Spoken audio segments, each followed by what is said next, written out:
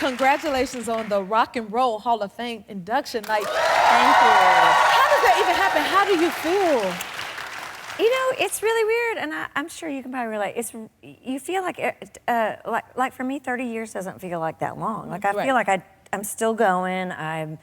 It doesn't seem like that long ago. But then I think back, okay, I've been a school teacher. I toured with Michael Jackson. I mean, I've had a really long and full, incredible journey. So getting to be in the Rock and Roll Hall of Fame with the names that inspired me to do what I'm doing, I mean, that's just like icing on the cake to this crazy, crazy life. Not everybody gets that honor. That is major. It was cool. It was cool. My whole family and all the people that have worked for me, who are all still with me like 30 years in, they're all there. My hometown showed the show at the movie theater. At the movie theater? So my parents could be there, yes. Oh, they had a red carpet in Kennett, Missouri at the movie theater so that my mom and dad could come and be a part of watching their daughter get inducted. That is so beautiful. I mean, that's small town right there. Oh my goodness, that is amazing. Isn't that sweet? Did you grow up in a musical family? My mom and dad were both musicians. My mom has the most amazing voice I have ever heard, and she is 84 maybe now, or 85, and she still sings like You better an sing. angel. Yes! Okay. Sing, Sheryl. And you do too? Well, I mean, she sings like, you know, but is that where you get it from, you think? I just was raised in it. I mean, you know. Yes. Anyway, I just was raised in it. My parents played in a big band. I studied piano my whole life and got my degree in piano, but I could play by ear. So I was never going to be a great classical pianist, but yeah, it was the thing. It was all I knew, you know. Which one did you start doing first? Did you start writing songs or singing first? I started singing, and I'll tell you, some of my earliest songs were, well, I listened to Carole King and James Taylor, and then when I started getting into the piano, I started playing, Talking Book had just come out, Stevie Wonder, and just learning how to play. I mean, I just gravitated to listening and playing. Man, you started at the top. Stevie ain't easy. Well, I didn't say, I mean, at 7 years old, I wasn't playing great, but I mean, just good music and just wanting to be great, you know what I mean? You know how that is, like you just want to be great. I didn't want to be famous, I just wanted to be great, you know what I mean? She didn't want to be famous, but you're inducted into the Rock and Roll Hall of Fame. Like, so did you ever think that you would go this far and achieve so much? I don't think I thought about it. I just think I kept putting one foot in front of the other. And there were times, when I first started out, I got turned down by everybody, you know. Can happen. Yes, and I think sometimes no is like oh, you did not, you know, like you just dared me to actually. It pushes you more. Keep going, Yep. yeah. The passion, you gotta be passionate about this type of work. Yeah. I always say you wouldn't be able to make it through it unless you really have a true love and the passion to do this type of work, that's for sure. And then you were a teacher, a music teacher. I was, yeah. So what do your students think? Do they reach out? Like, look at my students teacher. are in their 50s now. No, they're not. But they may be in their 40s. So when I first made it, and I went back to St. Louis, we played at the Fox Theater, which is a beautiful old theater, and this group of people kept yelling, "Allison, Allison," and I'm like, I don't play Allison, that's Elvis Costello.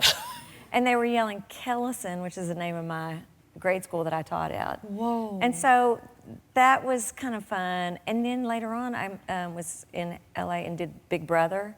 And some young man came up to me. He was in his 30s, and he said, "You taught me in 2nd grade." So I run into people every now and again that I taught. But yeah, I was an elementary school teacher in the St. Louis public school system. That is amazing. I am a cat with 9 lives. A cat that's a good way to say it. A cat, I'm like a music teacher, and then, so what was the I waited tables, I went on the road with people. So. What was the transition from teaching into your career of music? Jingles. Jingles. Yes. I was singing in St. Louis while I was teaching, and a producer walked in and asked me if I would come into his studio and sing. He needed a female voice. And I wound up singing, "It's a good time for the great taste of McDonald's." and it went from local to regional through Chicago, and then it went network. And I made $45,000, which was way more than I made in 2 years of teaching. What does that tell you? And I decided after doing a few jingles that I'd moved to LA with a tape, and I took it to every studio in LA. I got my first gig singing for Johnny Mathis and my second one for the great Nancy Wilson. What? Yes.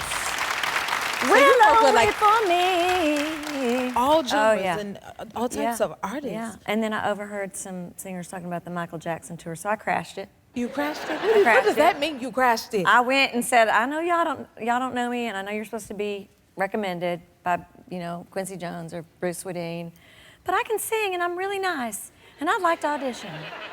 And you got the job? I got called back, and I got to sing with 3 other incredible singers, and then the next week we were rehearsing, and I was getting a passport. Look at that. See, that means never, ever, ever give up.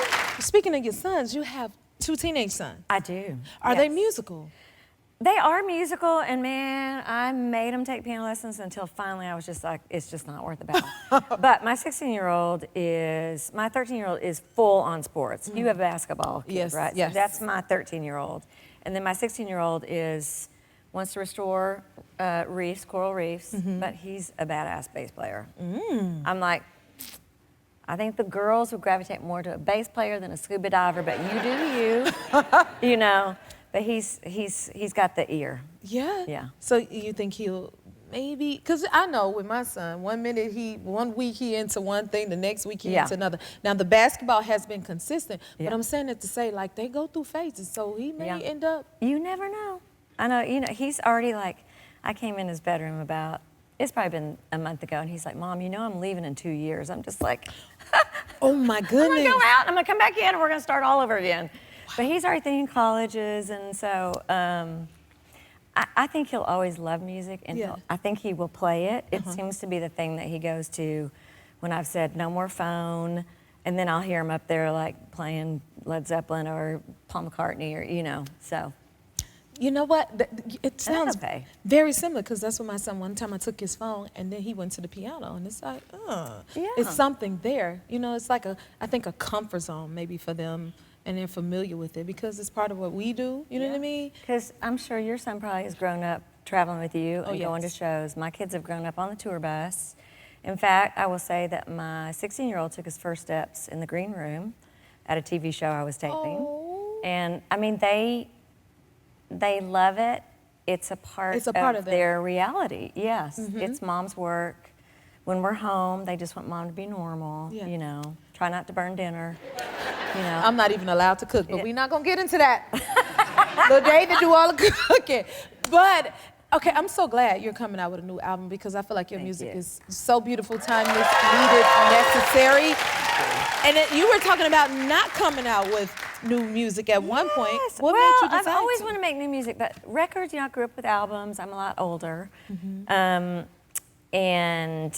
people don't listen to records anymore. They don't listen, especially as the producer, and you're like sequencing, and then you put it out and you wind up on a playlist with Ice Spice, or, what I'm saying? Like, people I don't even, know. True. And so I thought, well, I'll just put songs out. But then this year with AI and with just everything, the tone of what's happening, where our leaders are kind of trying to divide us and make us into enemies. And I'm like, what is this going to look like for a 13-year-old and a 16-year-old and a 14-year-old? And so I started writing, because that's what we do. Yes. We sit down and we sing, or we write, or whatever, we paint, whatever it is we do. And I wound up with a bunch of songs, and thought, well, I'm just going to put it out. Yeah. Good. Yeah. I think, because music brings people together. Yes. Whether we realize it or not. It's a physical thing, like when I hear a great singer, like Jennifer Hudson. Aww. From Sheryl Crow! But honestly, it's like the first time you ever heard Whitney Houston sing, did you not see yourself? Oh my, yes. Okay, so, for me, music was a way into my own feelings. And you hope when you write a song that whoever hears it is going to go, how did she know I was feeling the same way? Right. That's what music's supposed to do. Okay. And so that's, on this record, there's a lot of me as a mom, as a human, as an American, as a as a living being with a spirit and a soul that's not AI. You know, there's a lot to write about and sing about and try to understand, and we're all going through it. So that's what music does. Okay. Spoken by one of the greatest songwriters.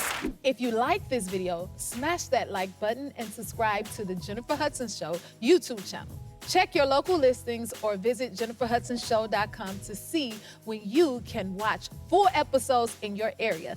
And don't forget to sign up for the newsletter.